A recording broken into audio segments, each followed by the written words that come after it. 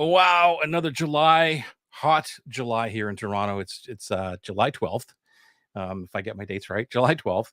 2022 for Marketing Made Easy. My name is Joey Ragona. We are live. Good to see you here. Already got a thumbs up. Thank you so much for being here. Thank you for being here live. If you are live with us, hashtag live, let us know that you are on live. Or if you're watching this on the replay, may as well say it now, hashtag replay, because I'd just like to see the statistics. Wow, sometimes I can't get that word out the right way, and I always mumble up that word. Let's see if I can bring in my good Scott. There he is. All right. The technology is working so far. Hey, how's it going, my friend?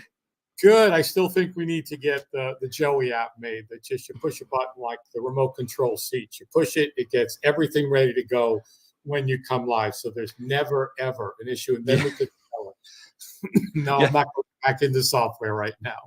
It's crazy. Well, so far so good. Hey, Collie, good to see you here. Let me see here. There we go. Collie, thanks for being here live. Amazing to see you. Amazing to see everybody for watching on YouTube, LinkedIn, Twitter, and all the Facebook pages that I have. I think most of them. Welcome. Just let us know that you're here.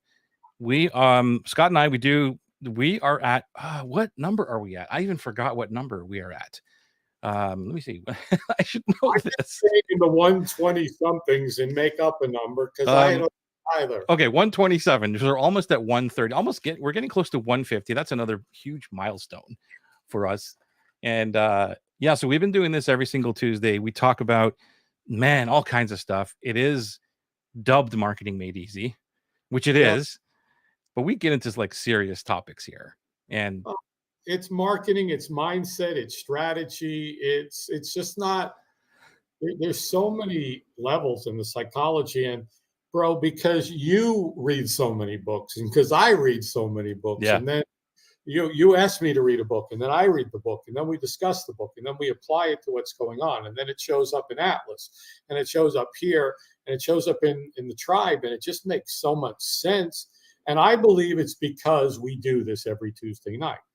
We get to talk about it. And because of your genius, I get to hang out here, listen to you, have an idea pop up. And it's like the post you put in the group, whether it was yesterday or today, a really good job, where you talked about the lives, the cohorts, and the experience and the insight that you bring on the live, which is what makes them so valuable in the world of dream clients. Yeah. And I know that for me is what happens here all the time, because it's like, hey, you got to read the practice. Okay, you got to read this. You got to read, the list is long of my coffee table filled with books that, there's only one that I think I said to you, that one was just didn't, but all of them. And then we talk about it, and we talk about different elements, and then we pull them from all these different places.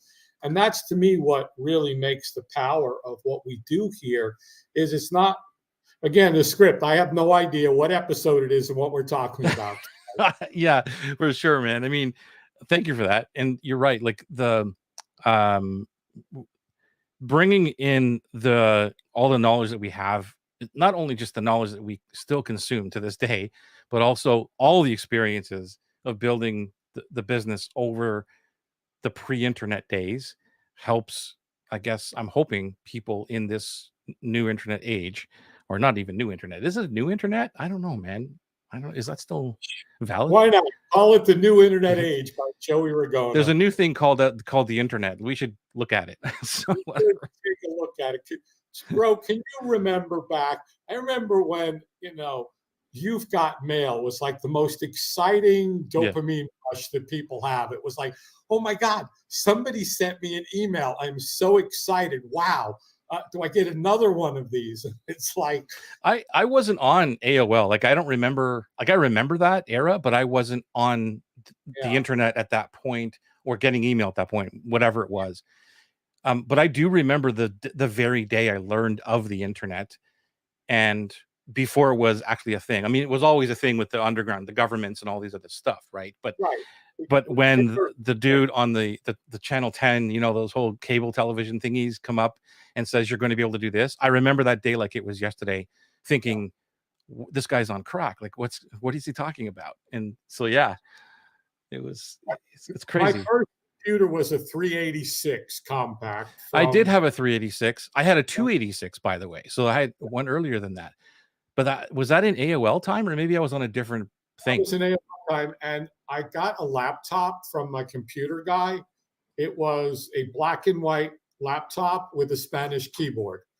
And that was like my first entry into, I remember flying on airplanes and people go, "What's that?" Or, "Oh, that's what those look like." It was like really a strange time to be carrying one around. Wow. Want to So give yeah, props out to Greg. Thank you for being here live, Greg. Good to see you. Carolyn is here. Thank you for being here live. And Petra is here. All right. Petra is here. Like all the crew is here so far. I know we're going to get more of them coming in and saying hi. So Lorna. Hi, okay. Hi, Petra. Hi, Carol. Hi, all. Where's Lorna? Because that was just an amazing post she made about the friend of hers who posted on Facebook. She's on the private island with Richard Branson. yeah. Just, her story. And here's other things we talk about, emotions, mindset, heart-centeredness, where she was a mess. I think that's what Lorna said. She was a mess, like many of us sometimes are a mess, but she had the vision. She had the insight. She wanted to live in her genius, her superpowers, her dream, and she just kept living it. And now she's got it. And everything we go through in this digital online entrepreneurial space is new. It's exciting, this internet thing, and we create it. And as Atlas and philosophically, we do it the right way. It's challenging. Yeah, for sure. It's the old ways and the set ways are so nightmare related as opposed to a dream life, and they're so ingrained in people. Yeah. And it's just so wonderful. That's what we talk about. It's not. I'm still subscribed to things, and I followed this new funnel I told you about just to look at the book because I wanted to see what was being done with a copybook. And it just, I still look at the emails and will for a while, and it's just the same thing. Like I can see the person that's sitting there having to think about writing the sequence of the emails with what are the subject lines in the email that I can use to get their attention, to slap them upside the face, to, oh my God, scarcity or something, rather than emails that you write, which I will say this again to anyone that hasn't heard me say it, and I'll say it from here to eternity, regardless of what you do in the heart-centered marketing world, subscribe to everything Joey does. He's not going to sell you anything, but watch what he does and how he does. Watch his email. I pull it again if you wanted me to. The Ragona emails, I print them out. They go in a folder because when I need ideas and I want to see the right way to do it, how to talk to people, I want to watch how you do it. So there you have it. I think that, well, thank you for that, man. I mean, like 1 or 2 emails, I guess, are pretty good. But no, I find yours are good. Thanks, man. I find that talking about emails, I mean, this is not the topic, but I think that you brought it up. It's important is because today I had a conversation with somebody and they said, well, I just want to learn like how to do that, how to market or how to talk, whatever. And the secret really is just write how you talk. I know that it's been said so many times, but that's what I do. And the funny thing is that the most emails that I get good response on are the ones that are like really fast and just, I got to get something out to keep consistent and be in front of my audience and say something to them. And the less thought that goes into it, I don't know how that sounds, but I guess it's even more from the heart. Those are the ones that people say, holy crap. I'm like, really? And it just reminds me that it just talk from who you are to your audience, and the audience that loves you and supports you will be there, and the other ones who don't will repel and they'll go away. And that's what you want, right? You don't want to be stressed out with people who shouldn't be in your world. Totally agree completely. It goes to what we talk about is repel more than you attract. 7 billion people on the planet. I want a couple of hundred or a couple of thousand. That's it. I'm not into that. What do you need? We've talked about this. We've unpacked it. What do you really need? How many people and how much to make the kind of money you want to make and live the kind of life that you want to make? In watching the energy of, it's the energy too, Joey, the energy of having to constantly sell things to people. Oh gosh, yeah. And sell things. I've used the word with you multiple times. It's exhausting. Yeah. It's like right now, today, I spent a few hours cleaning up the emotion videos that are part of my program I'm doing on Friday, so that I had a much shorter, cleaned up version that I already had. I didn't have to go make anything new. I just had to tighten it, clean it up, make sure the exercises are right. And I'm not going to have to touch it again for the next one. It's already that work I do once, whereas the whole other way of doing it is, I got to wake up and I got to figure out what's next, and I got to sell something else. And that just, it runs out after time. And the energy is just, I've been through it, Oh yeah, definitely, man. You have a great story to tell your audience and your clients. And when they um I shouldn't say debate, but when they, challenge you or ask you, Yeah, they I guess they challenge it in a good way, like to say, well, what about this? What about that? You have like the experience and at least proof of like what you've been through and why you're doing it differently, which yeah. is why we're here today every Tuesday. And it's kind of lends itself to I would want to say hi to Kay before I forget. Hey Kay. Hi to And Kay. And also, Emma Brooks, I think, came in, and she's not showing up on oh, your feed. is that So that, who is this Emma? yeah, that's hello all #live. That's Emma Brooks. Yep, that's Emma. Hi, All right, Emma. cool. Hey Emma. Yeah, And Joe, this is hello everyone. I don't know who that is. That's not Emma, is it? hello, everyone, is Emma again. Yes. Hi, Awesome. Emma. Hey So, Emma. Joey, sharing with you from, again, the whole mindset piece of not only Atlas, but what we're doing is I wrote a piece of copy for a client, and it took me about 4 hours to do it. And I started out with the assignment, clear. And, I went through about, 9 different steps that I do. And when I got done with it, I looked at it and I was like, is this a conversation I'd have with a friend? And I took anything salesy out. It Yeah. was an introduction email. I took everything, every adverb out quickly and fast and effectively, and anything that, I'd say to you, hey, bro, this could help you really make some more money if you listen to this or did that. That's the way I talked. And it was interesting to get rid of anything that could possibly sound to someone like fear, salesy, that anything.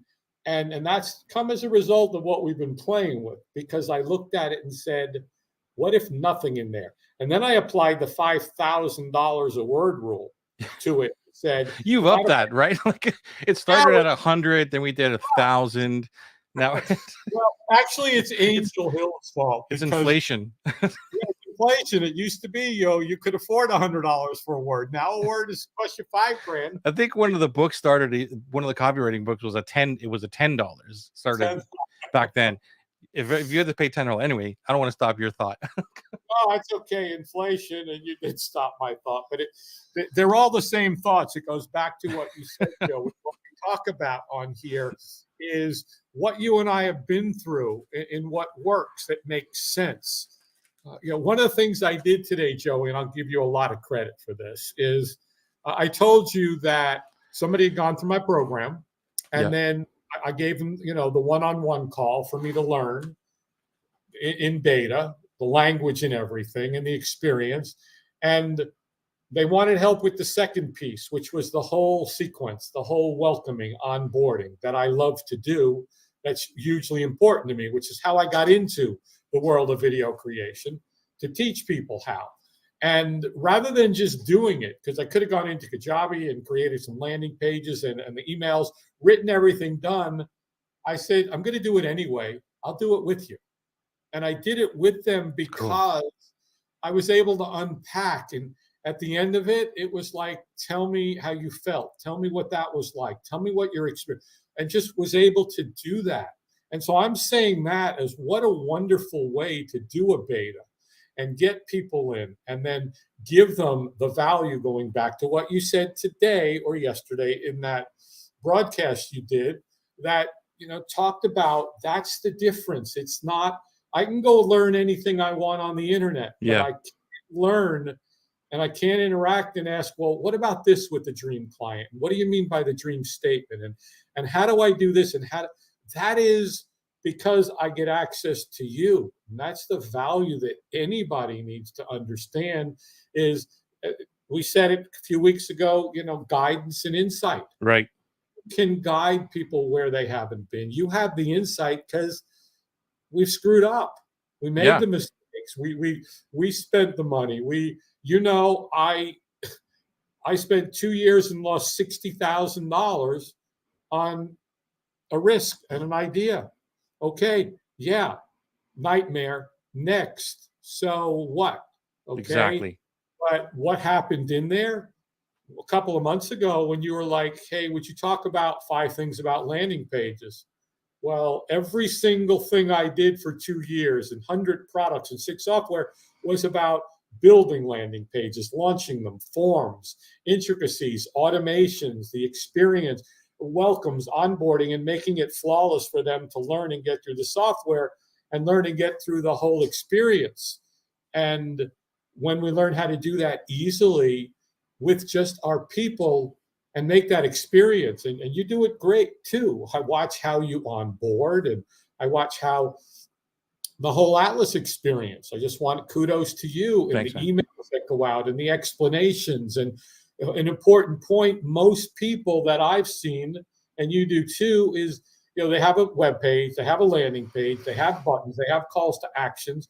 People do something, and then it's like you're on your own. Good luck. Yeah. And then you wonder why they don't have open rates or convert.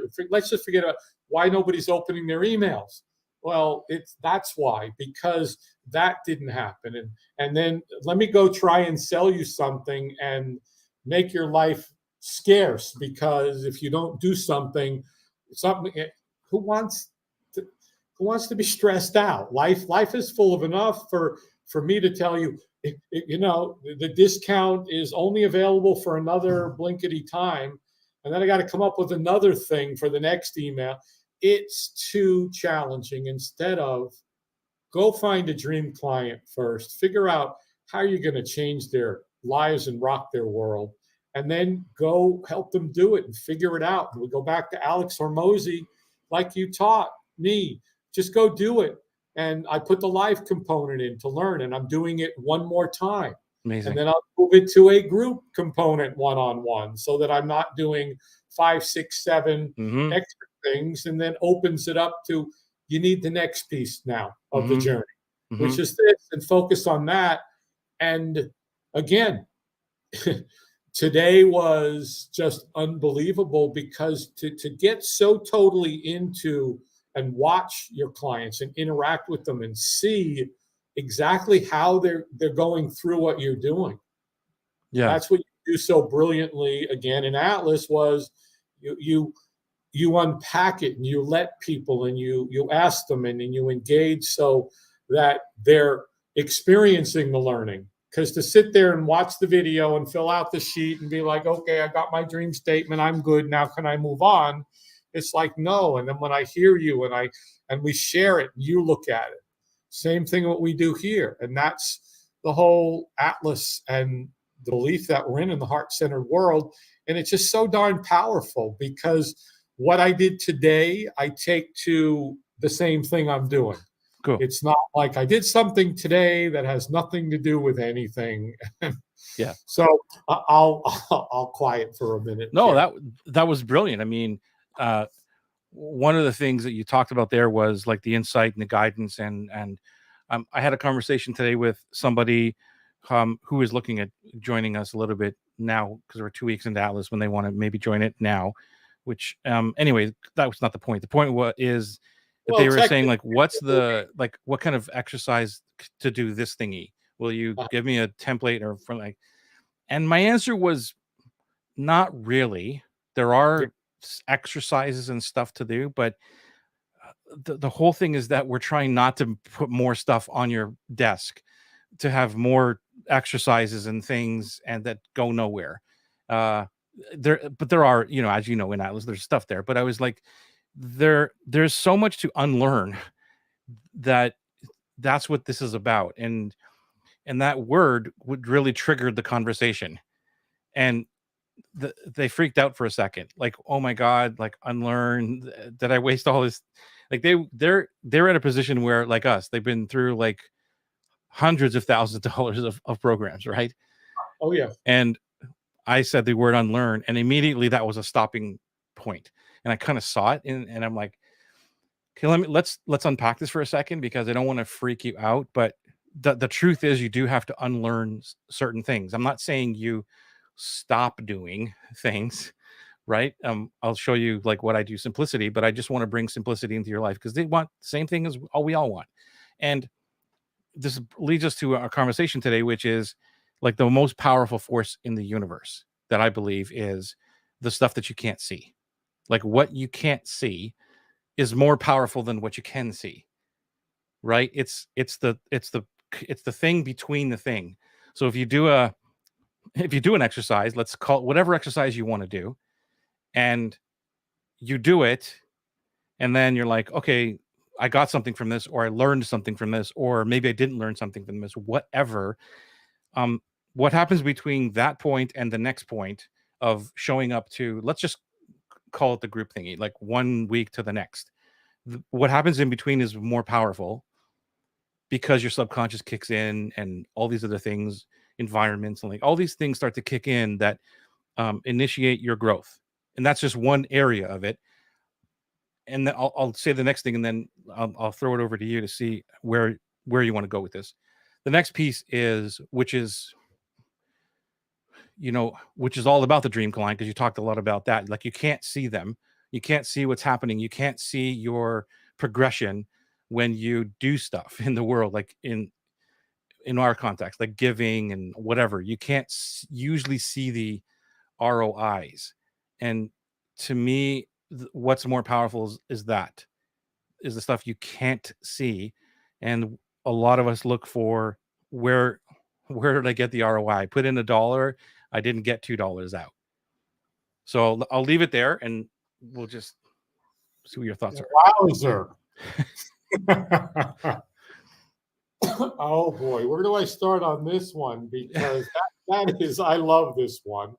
It kind of goes to one of the new mantras that I have been reciting from one of the books, which is I expand in infinite abundant success and love and inspire others to do the same. And what if my mind was there many times a day, like your alarm, saying, infinite abundant success and love, and share that with others. And I write it on little cards and I put it around.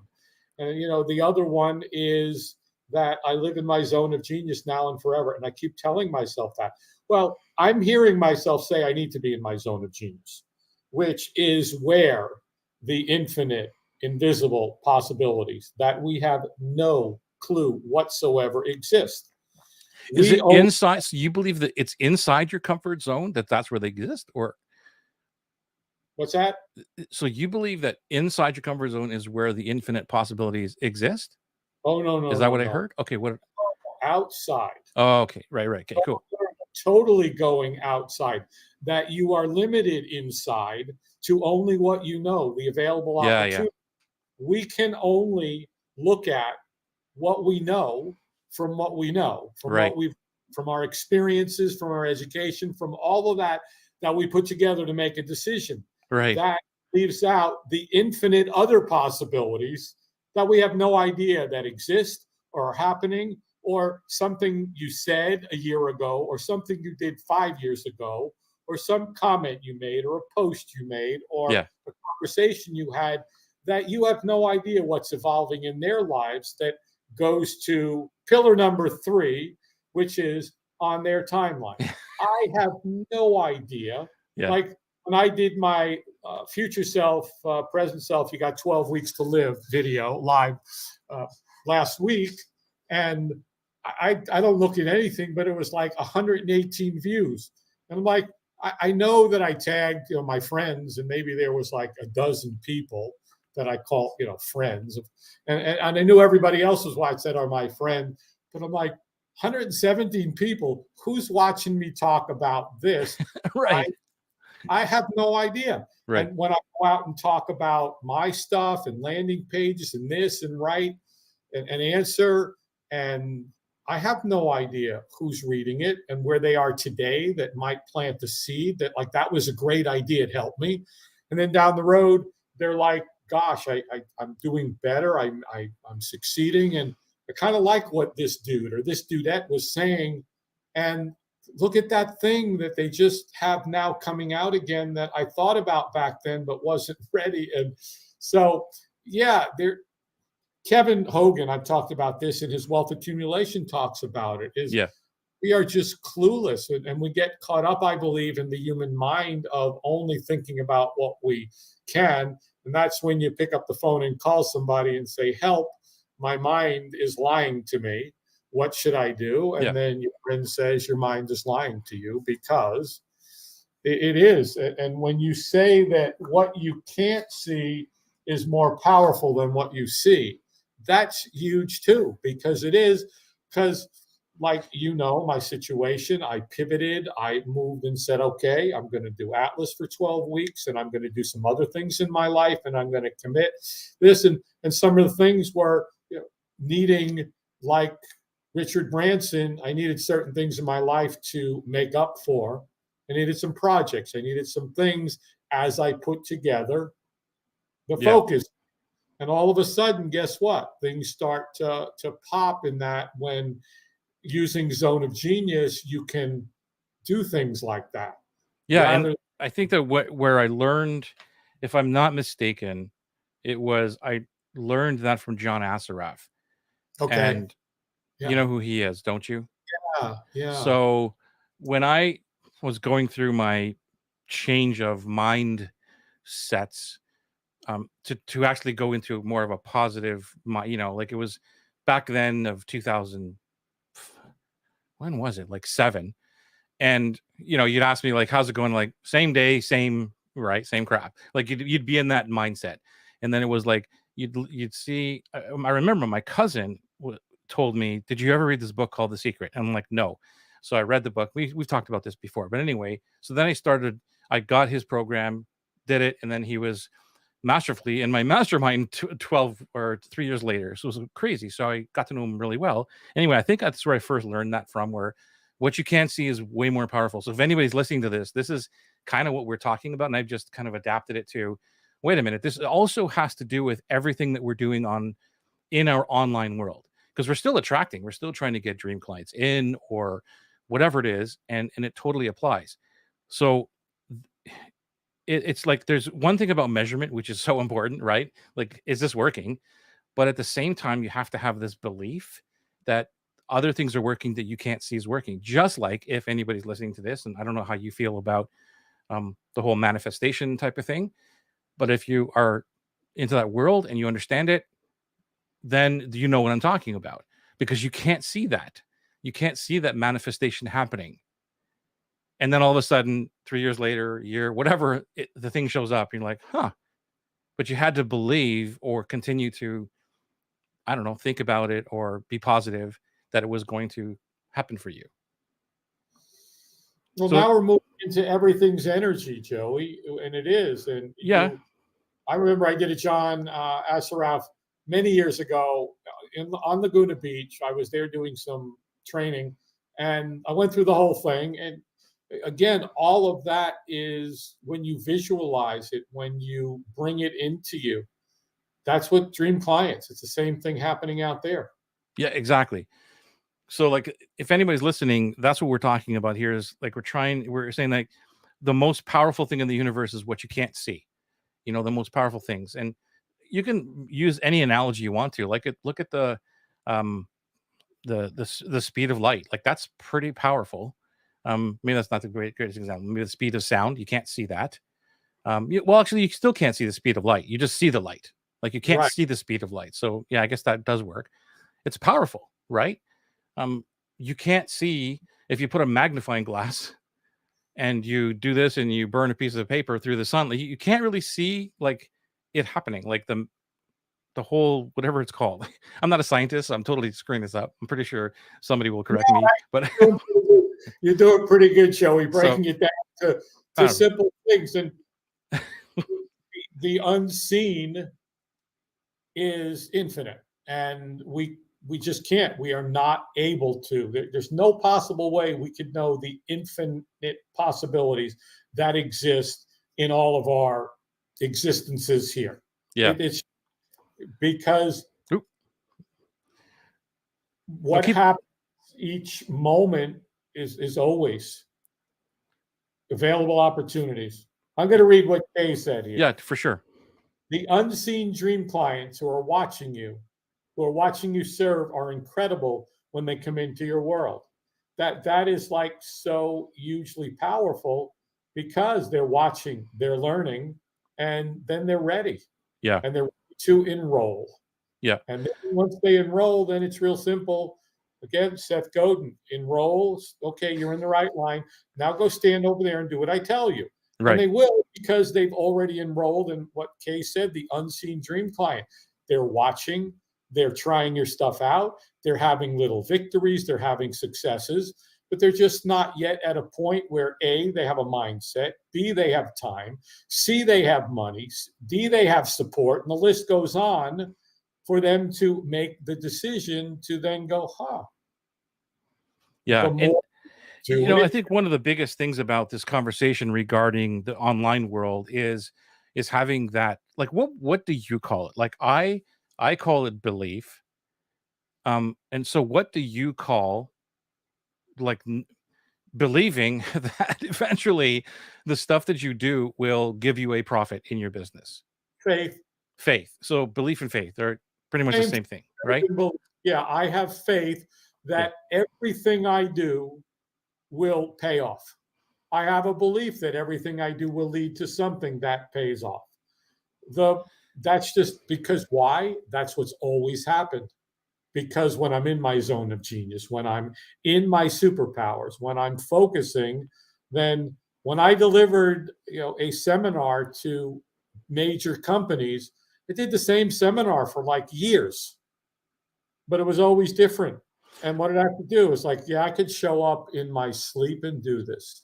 Okay, so let me ask you a question regarding your current situation, or I guess current past situation. So that didn't really work out the way you wanted it to, up to this point. So somebody looking at that, or you as this person, because I know you really, really well, this person who grew up with not everything hitting out of the park, right? And this was the one of them that maybe didn't hit out of the park. Yeah. So I think I know what your answer is, but I'm going to ask the question anyway for anybody listening, because I really love to hear what your answer is. How is that part of your faith that when you started that it's going to work out? It is going to work out. First of all, it's what's my definition of working out? It has worked out to propel me to where I am with the skills, knowledge, wisdom, and insight that I have from everything I did, everybody I met along the journey. That's now part of something that I don't know that's about to happen. Right. That's where I knew you were going. So yeah, cool. So speak to that. To be, along the road, what I picked up was the people, the relationships, the skills, the knowledge, and when I'm in a group and somebody that I helped years ago get his book written and get this and his landing pages and all that, jumps in and just says, you need to listen to him. Mm-hmm. I don't know as Kay said, who's watching that says, well, wait, who's this guy saying you need to listen to him? Right. And then I reach out to him, and it's not like, you and I, we support each other because it's the right thing to do. But if somebody needs something, I'll say Joey, and somebody's landing pages, you'll say Scott. Right. Not just like, I need a coach. Oh, Joey. No, 37 other people. When I look at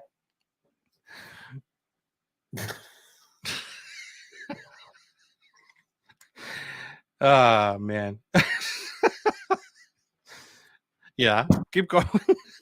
Okay.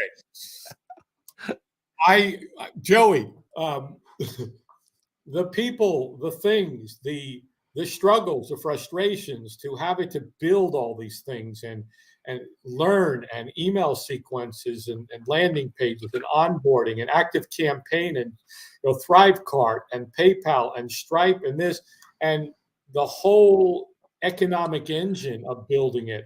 And how do you teach people to use something? And how do you onboard people successfully so they have an amazing experience? And how do you continue that experience over an extended period of time so you give so much return to people that they just want to tell others and not even contemplate ever wanting to think about their money back because they've gotten so much value.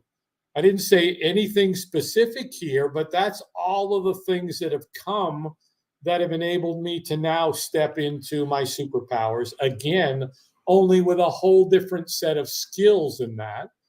A few years back before this, I was building projects for people, but I was putting different people together. And I would architect the whole funnel, just using that. Not a sales funnel, but architect the journey. Forget about it. Architect the journey, and then I have other people build it. But over time, I watched, I learned, I figured it out, and then I applied it all. And then all of that experience has made me better. And it's Yeah. turned me into what I have in my superpowers now came from that. And again, let's kind of look at some of the books that say Leonard Cohen wrote Hallelujah, right? I don't know that one. Okay, Leonard Cohen wrote Hallelujah. I believe it took him 10 years to write it. Some of the greatest things maybe just didn't happen. I don't know after 2 years what that is, but everything that happened and everything that it put me in and all the places that and all the different people that now all of a sudden it's like, I met that guy and I met this gal and I met this and we talked to that because of this. And then all of a sudden, all those unseen things start to happen. And yeah, I could go on for a while about that. Did it cost me a lot of money? Yeah. Have I made money? Yeah. Will I make money? Faith, belief? Well, Yeah. so like people listening to this, if they're not getting the result or the whatever they want in the certain thing that they're doing, that's why I wanted to bring this conversation up, because you have approached just life in general as faith, and that's the whole idea of this.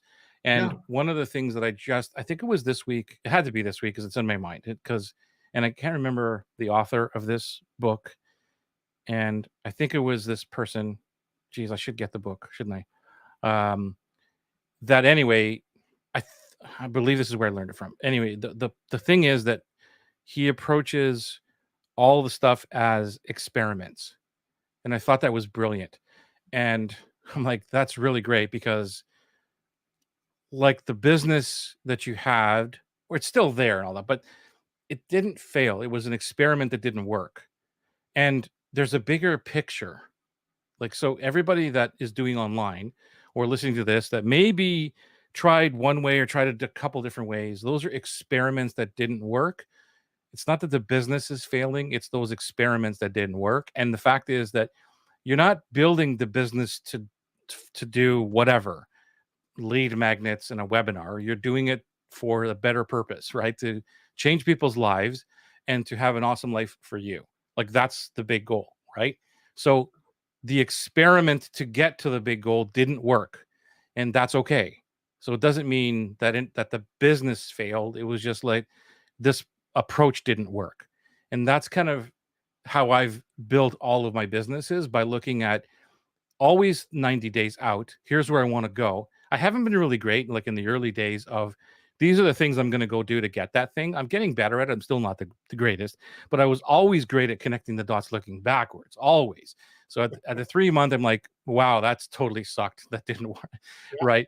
And been, I guess, okay with jumping into fear, jumping into like, I have no idea what's around that corner. And I know it's dark and I have no flashlight. I'm just going to go in and check it out and let me see what happens. So I've been good at that. I know people have trouble with that one, is like stepping into the darkness and not knowing if there's anything to step on. Marianne Williamson, I think, quoting her very, very roughly. But I think that's the what we're talking about here, is like, what's powerful is the stuff that you don't know, even while it's happening, but also in the stuff that you can't see in the future, that is there because of your growth. because of the things that happen that you can't even see. Like, can you really, and I don't know how you feel about this, but can you really look back at your 5 years, last 5 years, and pinpoint the part, like each moment of growth? Nope. No. You can pinpoint the big breakthroughs, right? Oh, I could say, like, I started on Kajabi here. I launched my first course here. I launched this software. All these things I did, but all the other things that I don't, like the day I met you, or the day this happened, or the day those things.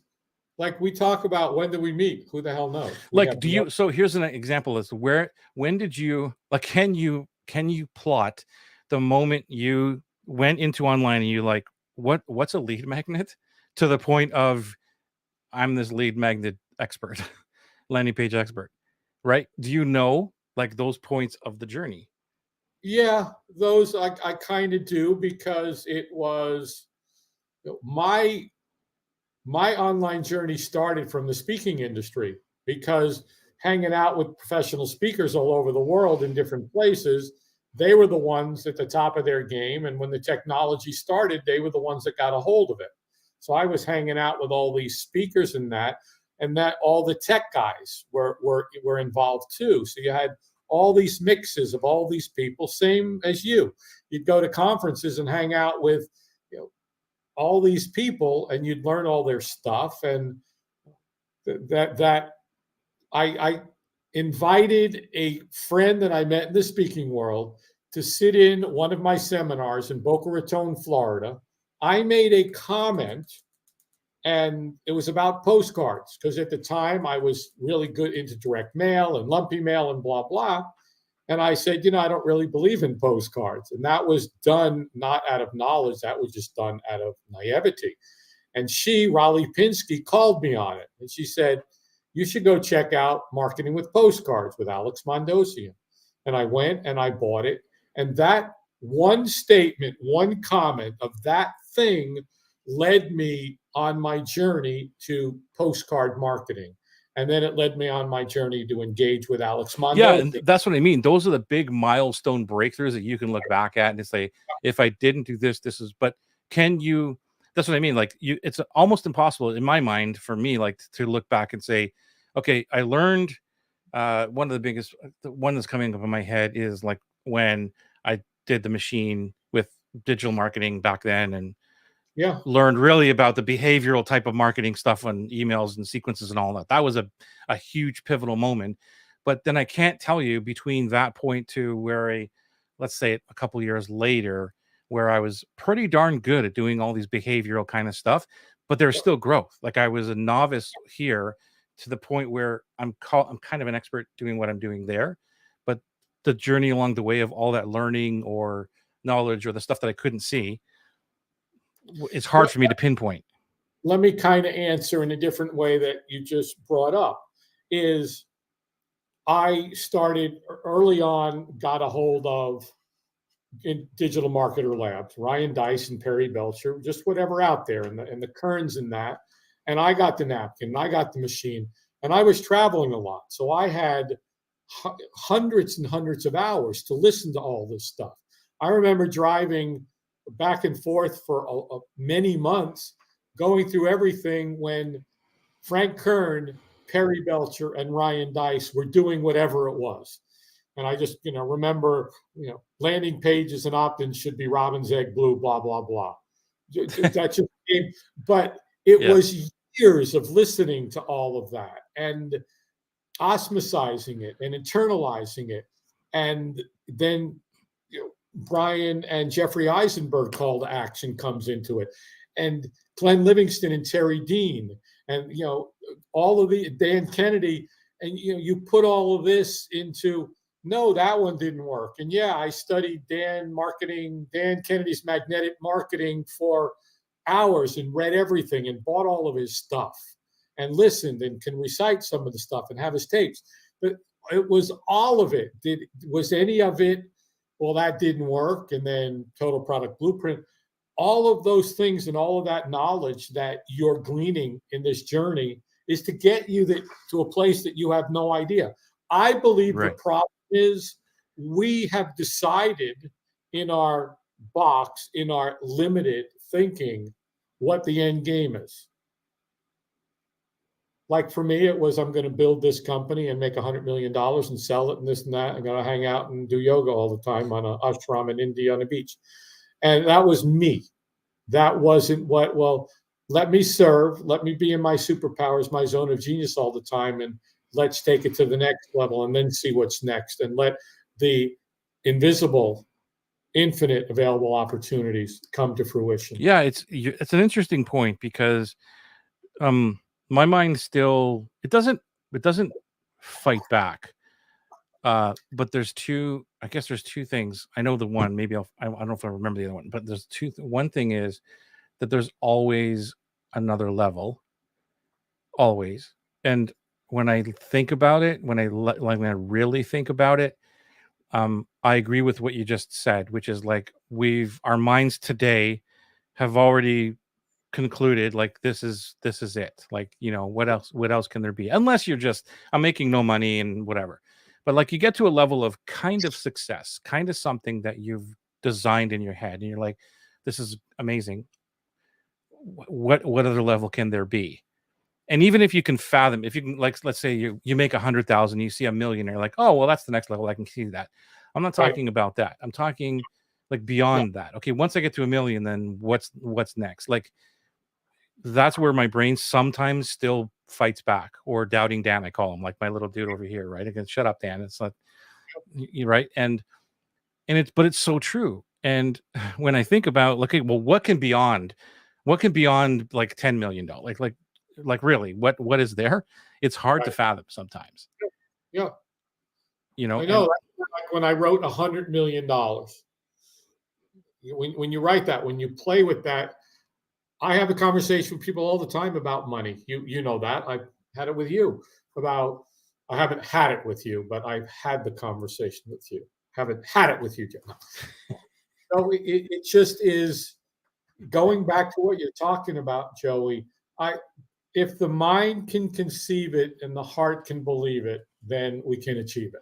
yeah, And, and that is a huge quote, a huge powerful quote that speaks to what we're saying today. Like, if you can see it in your mind, because everything that we see today or have in our world was in someone's mind at some point. And that's so when my brain tries to fight that one, or doubting Dan tries to fight it, that's where it goes to the, well, dude, like, this thing you're holding right now was a thought yeah, at some point. And so yeah, it's like it bounces and I go, okay, I got it, right? Here's the other part, the other one I didn't want to forget. So I just wrote it down. good. I'm What glad. where what got you here won't get you there. Right. And that's as well, right? Believing in not only the future, but also in the stuff you can't see. Isn't that a book? Uh, I think it is that. I don't know the Like, book, but it's a quote. I don't know who's the original okay, thing. I don't know if it's a book or not.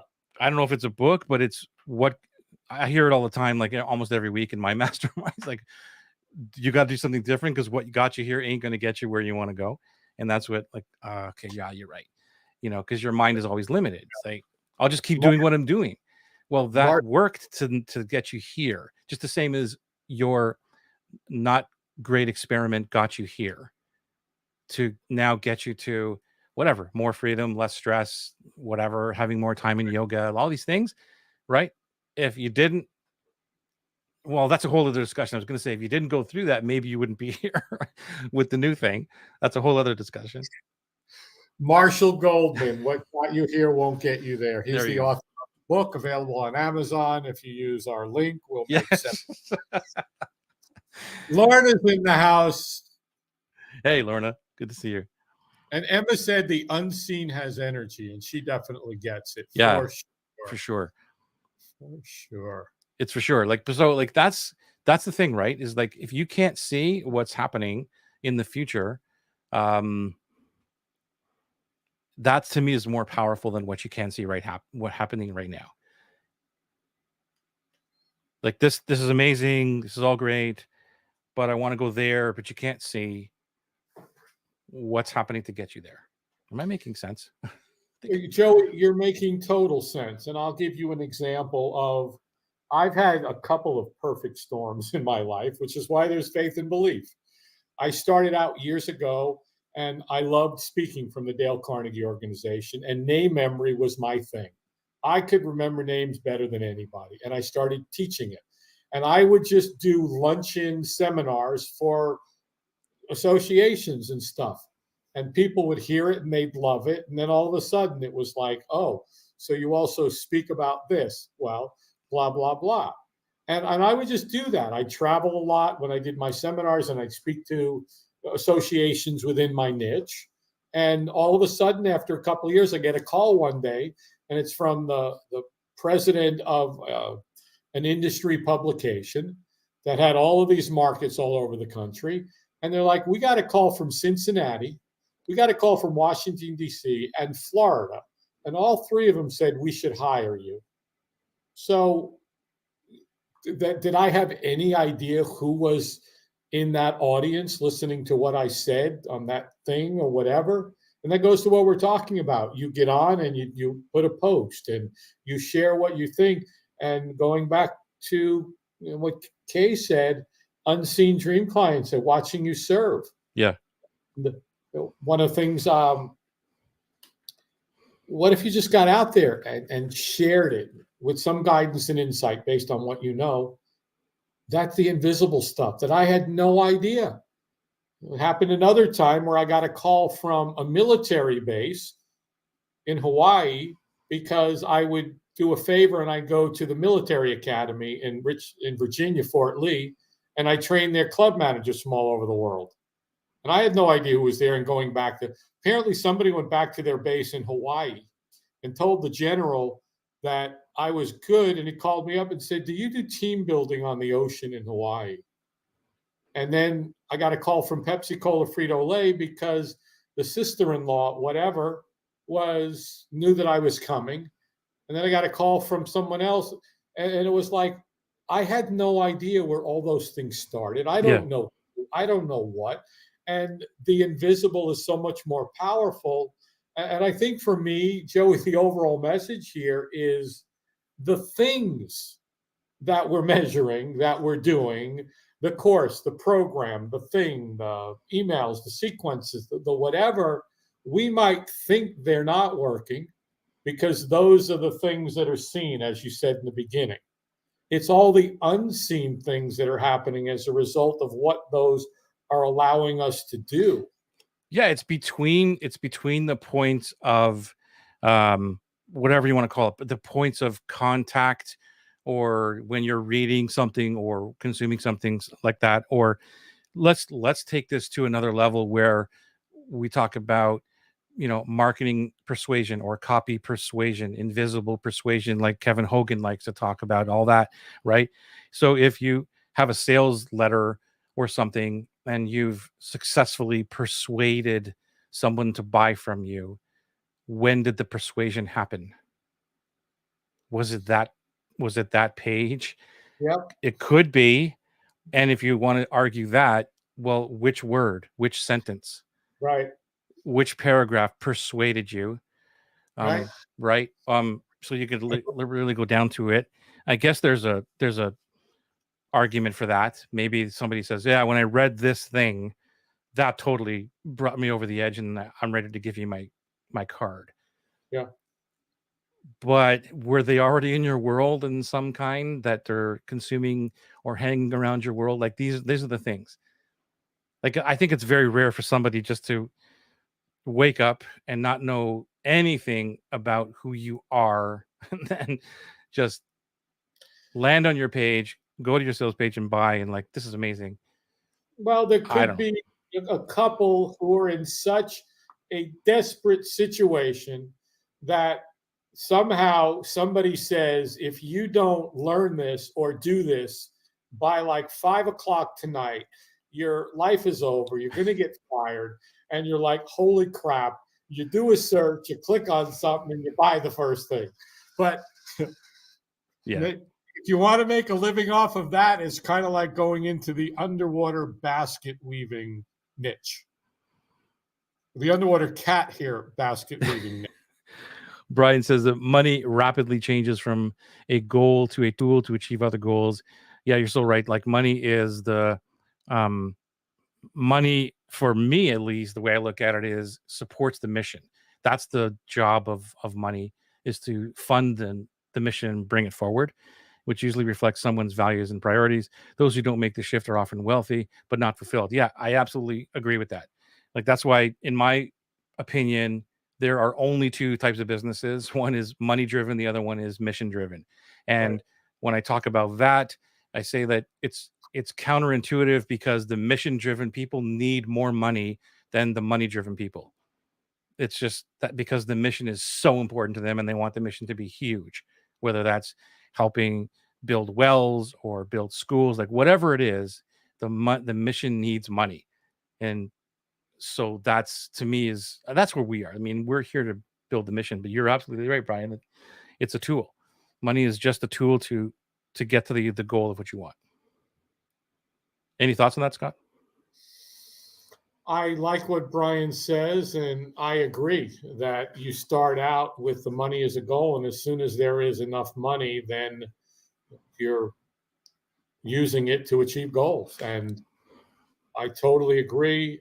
You know, values, priorities, those, yeah, I had a conversation, quite a few of them, this last couple of weeks, with a few people who were all about, like, this was one of the topics around raising prices and having, dream clients and premium cohorts and all this. And it always came up to that they were not arguing or debating, or they're just wondering, like, what about the people who can't afford, the $1,000 program or $2,000 program, whatever. And aside from understanding that there are dream clients that are willing and able to pay that because they're just in a crisis situation and we're not taking advantage of them, we're actually solving their problem because they need it so badly. And so aside from that, it's like, well, if you now have a healthy business because of the dream clients, now you can serve all these other people and you don't need $7 ebooks or $97 thingies or $297 trying to move them up a ladder. It's right. just, you can just concentrate on, these are the people who who I want to be with for the rest of my life, and I love serving them, and because of them it drives my mission forward. Again, this is for mission driven entrepreneurs, mission driven, purpose filled heartpreneurs, right? That's what we're all about. How can we help the world? Well, we can help the world with a very healthy business. If we're struggling, we can't help anybody. And then the people who are struggling don't get our genius because we're struggling to try and sell a $9 thingy or a $97 whatever. It doesn't really translate into the profits that we need to not only grow our business, get better marketing, get teams, all those things, but as well buy back our time so we can rest and recover and recharge to show up for dream clients. Right? Yeah, I want to jump back. Thank you for that. I want to jump back to, you were talking earlier about experiment. And I'm sure most of us have heard when Thomas Edison was asked, how did you feel about not, about failing 10,000 times or whatever the number was to invent the light bulb? He said, no, I found 10,000 ways not to make a light bulb. Right. What did he learn on his journey?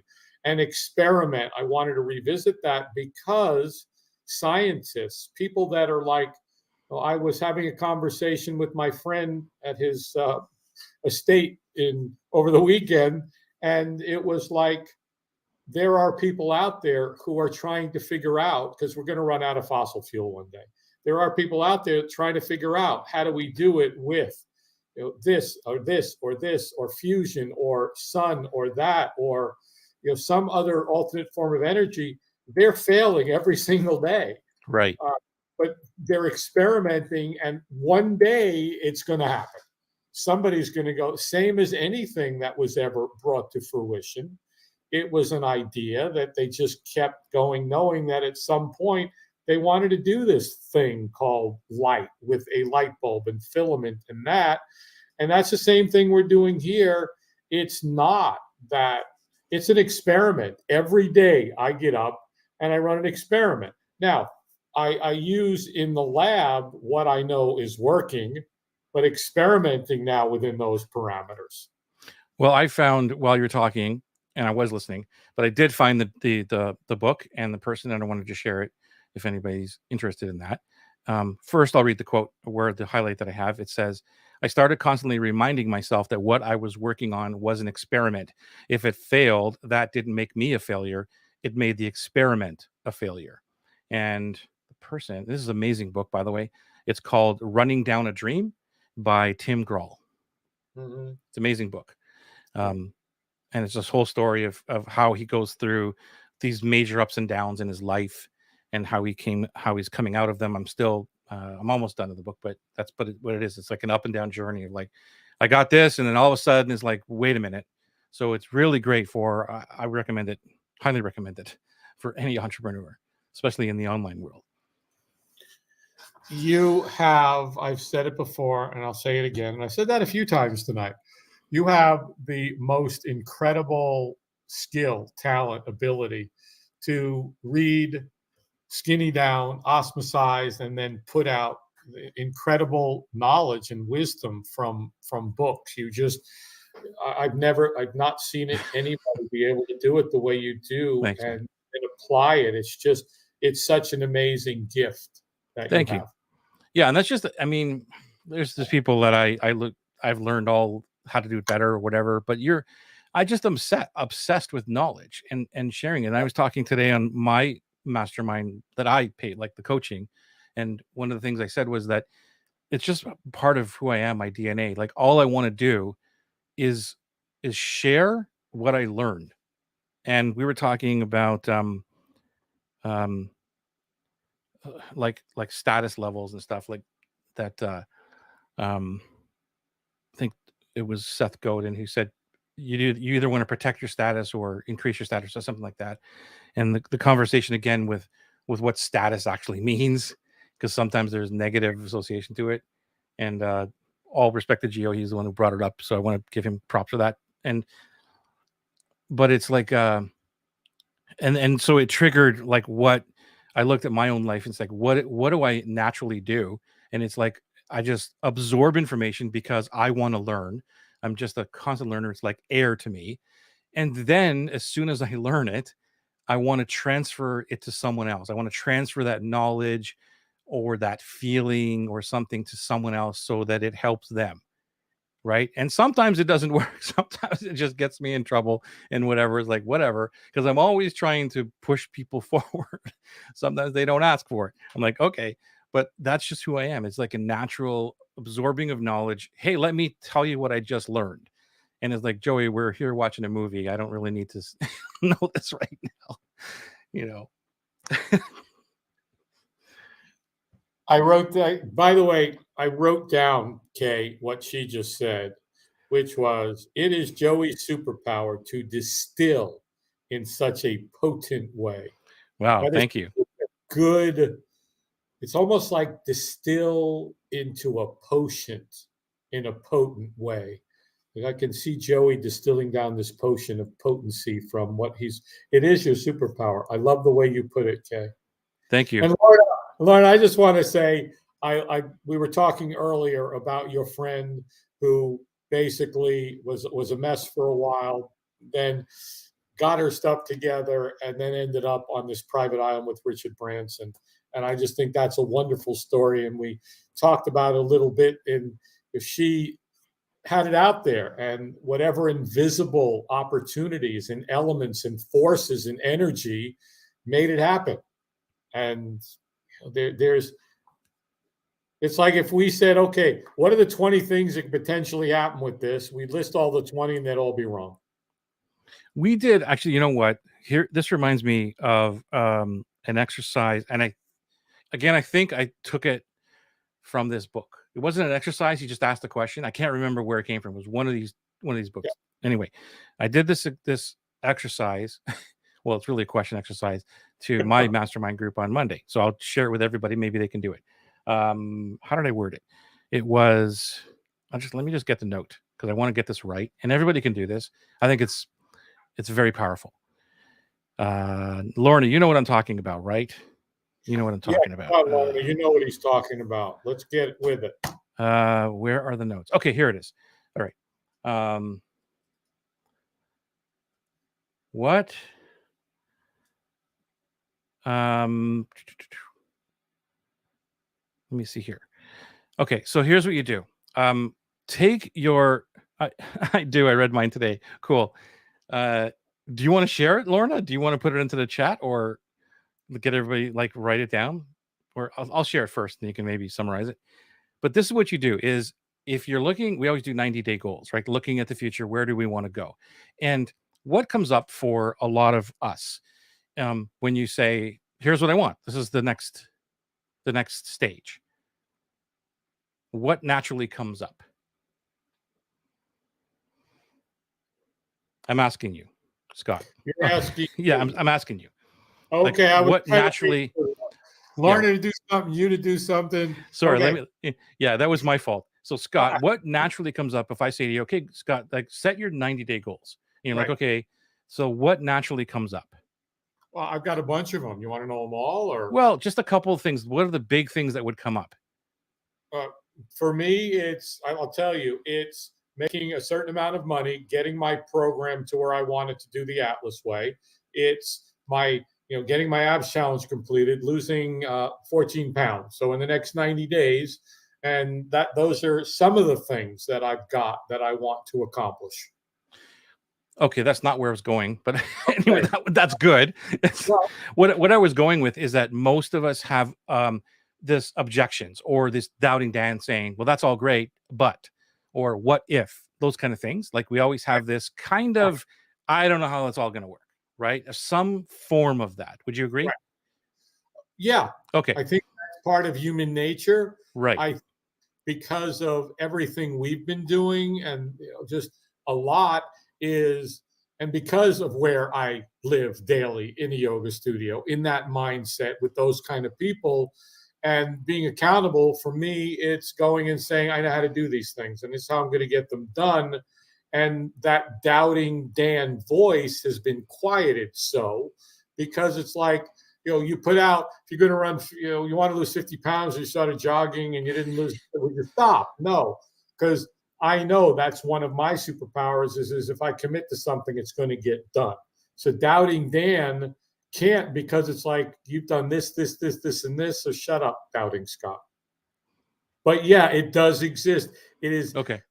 It goes to our future self, present self. Yeah. There's the other self that's like, this is, you can't do that.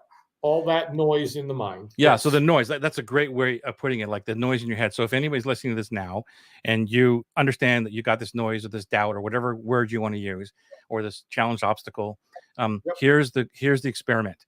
So I want you to take your 90-day goal, whatever that is, and I want you to write it down on a piece of paper. It's pretty simple. Write it down. Here's what I want.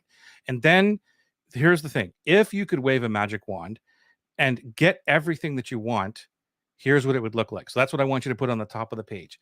If I could wave a magic wand and get everything I want, here's what it would look like. I'll repeat it again. On the piece of paper, I want you to write, if I could wave a magic wand and get everything I want, here's what it would look like. And then I want you to list everything that it would look like in the future. And every time you come up with a, well, that's impossible or whatever, just ignore it, because the question is there, if you could wave a magic wand. Okay. That's the first step. And I know you've heard some form of this in other ways, but here's the gold. And I'm going to give Tim Grahl, is that who I said it was? Props for this, because it's somewhere, I think, in his book where I was just reading about his story and I'm like, wow, that's brilliant. I'm going to make an exercise out of that. I think it's him. I'm going to give him credit. So then you write down all your goals or how your life is going to look like. And then because it's such a dream or such things that you're doubting Dan, my doubting Dan's going to go, dude, I don't know about this. Then I want you to write on the bottom of the page in very big letters and highlight it. How close can I get to this?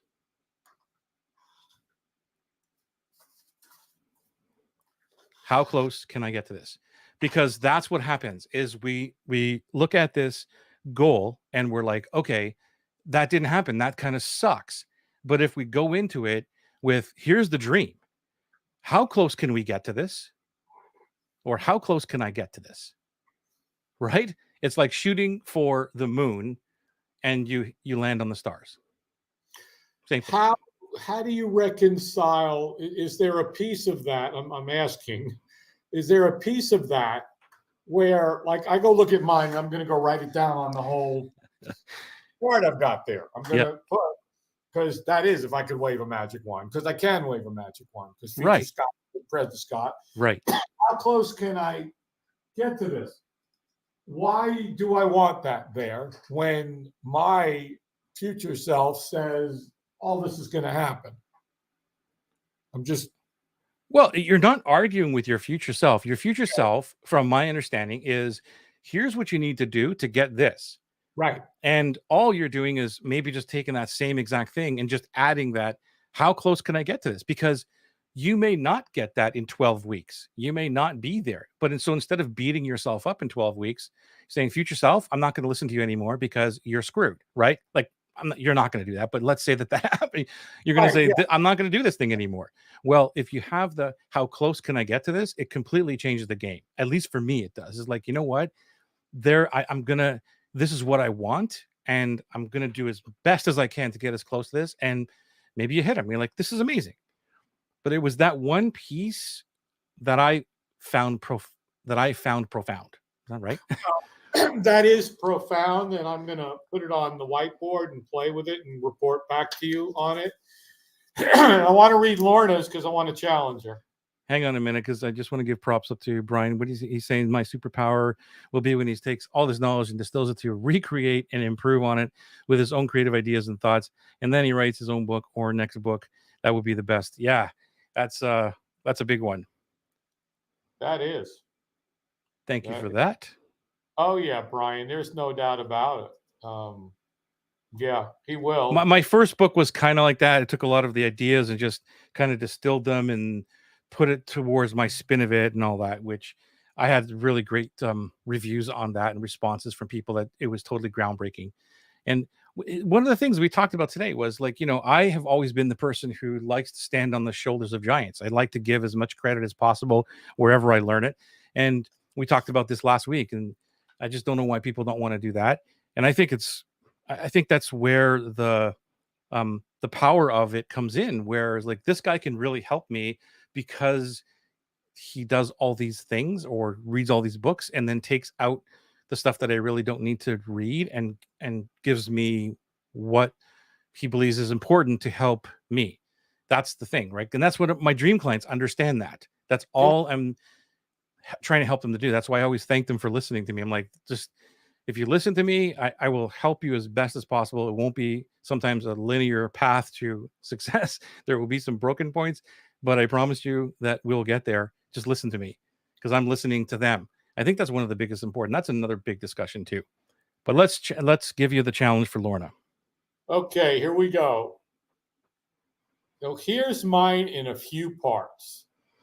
Part 1, beta cohort, 10 students or more. Beta cohort number 2 enrollment, 10 students or more, VIP days, an unexpected opportunity for revenue, new microphone, webcam, mixer.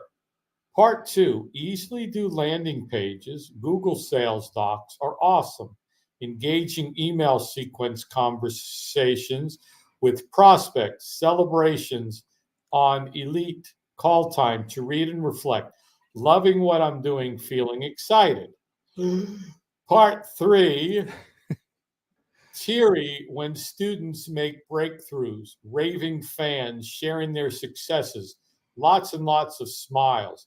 Me and others meeting mentors and coaches, being in the right room with the right people, feeling confident, driven, grateful, feeling so full of energy. Like, wow, right? Like major wow. Does she have the second part of it? Is how close can I get to this? Yeah. And by the way, Lorna, thank you for sharing this piece. This is not what I really meant. I just like, what's the exercise? But you're so awesome at just being vulnerable and sharing this with the whole world, which makes it even more powerful. So bravo to you. So thank you. But Yeah. So I just wanted to bring that up. Yes, I agree with you fully. And she said, yes, I do. And while she's either typing it or posting it, I'm going to challenge you, Lorna, to go do a live and become accountable to the invisible forces out there whose energy needs to see this and hear it from you. Because I know how powerful it is for me when I do it. So there is your challenge, my dear friend Lorna. Amazing. But well, this is good. Thank you again for sharing this, Lorna, because now you can see the level of what we talk about inside these private calls, and like what we get deep into these things. And just, anybody else who's doing these exercises, they're not just exercises. They're there for deep conversations and for the challenges. Yes, they're there for the challenges and to just help us grow. And us as guides in our dream client's life, the most important thing is their journey. At least that's how I look at this. It's not about me, it's not about you, it's about them first, always. And anything that I do, I always try to say, how is this going to benefit them? Right? And then, yeah, you want your business to benefit yourself, Yeah, of course, all that. But the decision to do something is, how does this benefit my dream client? I believe that if you serve, it's part of my guy. If you serve God, help others and love unconditionally. If you serve your people, if you truly help them and love them, then the rest will happen. At the end of the day, I got to do that quite a few times today. Did I make any money today? No. What Right. about all visible things that may have happened today?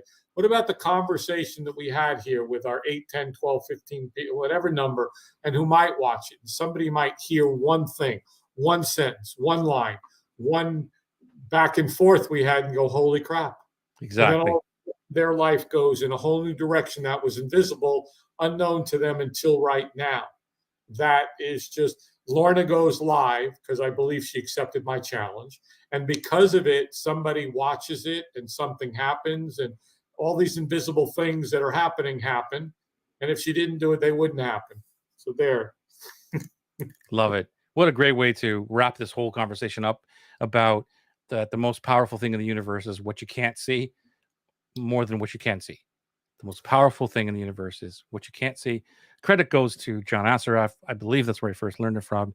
But I've carried that for the last 10 years for sure. Well, stop carrying it anymore. Get rid of it.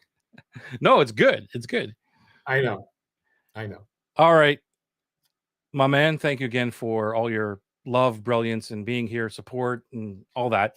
Thank Like, you for watching this on the live and the replay. We haven't said that enough today, but you know what I haven't done is invite anybody to group. And while you're inviting people to the group, Joey, I'm going to give you some props right there. because I did a live with Nick yesterday. He's launching his group, and you helped him very graciously with some of the text so that he could broadcast to different places. Oh, nice. And I'm on the call with him, and it was like, for those of you that are watching live, please do hashtag live. And for some, if you're watching on the replay, hashtag replay, blah blah blah. So again, because we've done it so many times, it's just one of those things that now I'm on. It's like, make sure you do this and this and this and this. Why? Because we never used to do any of that stuff and be like, well, we forgot to tell people anything. Yeah. Yeah. I took that from somebody else who I was watching. I think that was Rich Sheffrin. I saw do that many moons ago. And I'm like, that's cool. I think I'm going to do that too. It's like you just learn from other people and just adapt it into your world. Exactly. Yeah. I love that, Joey. Adapt it into your world, because I can go watch somebody teach me this whole thing. And if those 3 pieces are what I need that work, the other 12 pieces, because all of their invisible stuff is what we didn't see that got them to their success. Exactly. Exactly right. Thank you, everyone. We will be here again next Tuesday, barring any unforeseen circumstances. I love that line from the Seinfelds. But yeah, we'll be here. It's Marketing Made Easy, Tuesday nights, 7:00 Eastern Standard Time. My friend Scott Vogel is in the house with myself. Hopefully you enjoyed this. If you did, please give us a like or a heart or whatever it is that your platform that you're on that shows the world that we're doing a good job to help you move your business forward. We'll see you next Tuesday night.